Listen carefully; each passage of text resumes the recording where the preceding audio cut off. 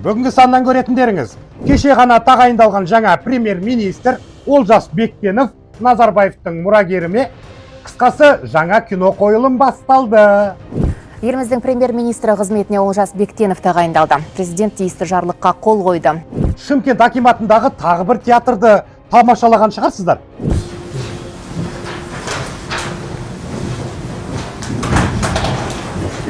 Үйдегі жанжал әйел тілінің ұзындығынан туындайды деп картопты бірақ жарды мәжіліс депутаты Анасбек Қожаев.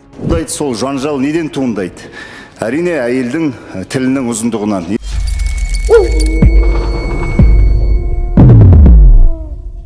Ассалаумағалейкум, ертегі әлемінде өмір сүрсе де бәрін шындыққа балайтын қасқыр мінез қазағым.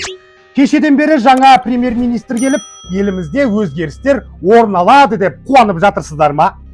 Еліміздің премьер-министрі қызметіне Олжас Бектенов тағайындалды. Президент тиісті жарлыққа қол қойды. Бәрі енді жақсы болады деп шаттанып жатсаңыздар, сіздерге бір жаман жаңалық айтайын. Біздің елде әзірге ештеңеде өзгерген емес, және өзгермейді. Баяғы жартас сол жартас. Тіпті Олжас Бектенов үкімет басшысы бола салысымен билікке тәуелді ақпарат құралдары оны мақтап, мадақтап әлек. Ойбай, антикорды басқарған адам енді сақадай тәртіп орнатпақшы. Ойбай, жапшаш жігіт екен деп жатыр. Айналайындар-ау, мықты тілші болсаңдар, аңқау қазағымды алдамай, Бектеновтың ескі Қазақстанның элитасынан шыққан арамзат, адамзат екенін неге айтпайсыңдар? Тіпті жаңа премьер Әділбек Жақсыбековтың күйеу баласы деген сыбыс бар. Бұл нақты ақпарат болмаса да, қазақта сөз бар ғой. Жел соқпаса, шөптің басы қимылдамайды. Ал Әділбек Жақсыбеков деген кім? Бұл Назарбаевтың сенімді серігі. Кезінде Астана қаласын басқарып тұрғанда арабтарға 700 гектар жерді сатып жіберген жүгермек. Дәл осы жүгермектің күйеу баласы премьер болса жетіскен екенбіз. Ал енді Бектеновтың өмір баянына келер болсақ, ол қызмет жолын 2002 жылы Алматы қаласы әділет басқармасы бөлімінің бас мамандығынан бастаған. Осылай жүрген қарапайым Олжас мырза 2006 жылы президент әкімшілігінен бірақ шығады. Айта кетейін, сол жылдары жаңағы Жақсыбеков дәл осылай әкімшіліктің төрағасы болып тұрған. Айналып келгенде Назарбаевтың әкімшілігінде жұмыс жасаған адам қазір біздің премьер-министр болды. Құтты болсын қазағым. Бұл жерде бақсы сияқты балашпай-ақ қояйын, бірақ Нұрсұлтан бұл процесті баяғыда Тоқаевпен бірге жоспарлап қойған, ал біз болсақ бұлардың ертегісіне сеніп әлі жүрміз.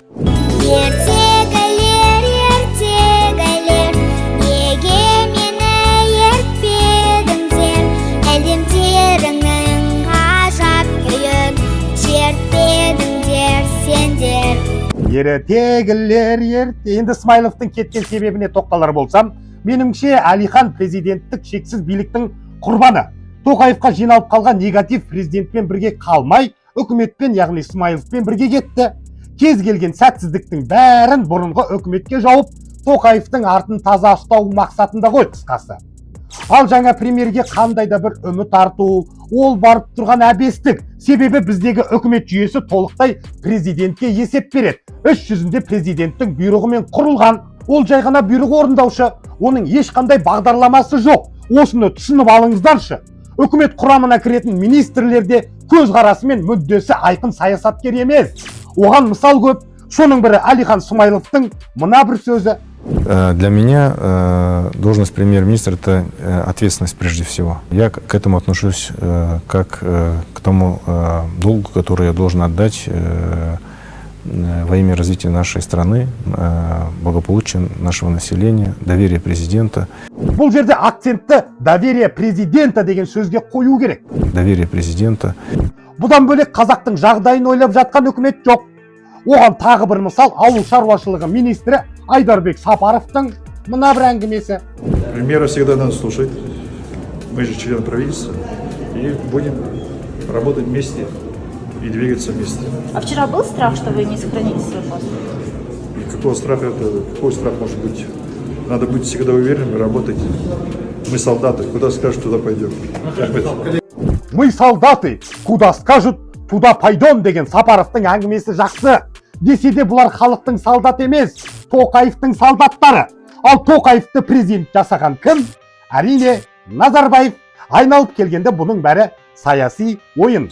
Сіздерден сұрайыншы, жаңадан келген премьер-министр қазақтың жағдайын жақсартады деп ойлайсыздар ма, жоқ па? Төменде пікір жазып кетіңіздер, мен оқимын. Ал енді тағы бір киноға назар аударыңыздар. Олар уже сөзге көнбегеннен кейін кетті, өздерінің артан былықтары бар. Сіздерге нақты айтқан болатын бұның бәртеріңіз. Өткен нәрсені қалдырып, қазір жаңадан бастаңыздар жұмысты, шын адал ниетпен. Бірақ өкінішке орай сол айтылып жүргеннің бәрінде арамызда сатқындар бар. Айтқан сөзге, уәжге тоқтамай, өткен жылдан бері қаншама осы әңгімені тыңдап отырып, артымыздан ұшақтыққанмен бірдей. Профилактикалық шаралардың түсіндірме жұмыстарын жүргізіп жатырмыз. Өзіңіз де қанша айтасыз, финансыда бірақ енді көбі деген оның бәрін түсініп отыр, бірақ араларымызда сол превентивті профилактиканы түрін түсінбей жатқан әріптестер бар. Сол әріптестердің біреуіне бүгін сұрақтар болады, біздің тергеу басқармасында. Сол секілді сұрақтар берсеңіз. Бір рет емес, бірнеше рет айттым. Ол жерден алып кетіңіздер. Всем оставаться на своих местах, работать в антикоррупционных службах.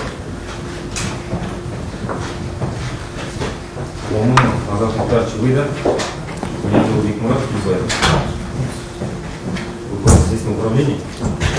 Вам необходимо с нами проследовать для проведения следственных действий в рамках возбужденного уголовного дела. Имеет соответствующее постановление.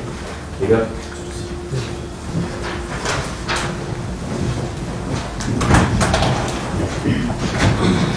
Антикор бір адамды ұстауға келгенде сол жерде отырған 100 адамның көтені дір ете қалды, иә? Артынша ана байқұсты алып кетті. Құдай білет, кришасы жоқ біреуді. Орны срочно керек болған. Ау, не деген қойылым десейші. Идея жақсы да, бірақ онда ойнаған актерлардың шеберлігі аздап жетпей қалды. Артынша Шымкент қаласының әкімі Ғабит Сыздыбеков әлгі жерде патриоттық сезімін білдіріп, ағынан жарылды. Жылағым келіп отыр. Не деген адал әкім десейші. Әріптестер, дұрыс түсініңіздер сіздер. Баса менің уже амалым алмады. Білесіздер, 5 ай бойы сіздерді сұрап келе жатырмын. Әріптестер, адал істейік, адал қызмет етейік. Мен сіздерге жау емеспін. Мен қолымнан келгенін аямаймын сіздерден.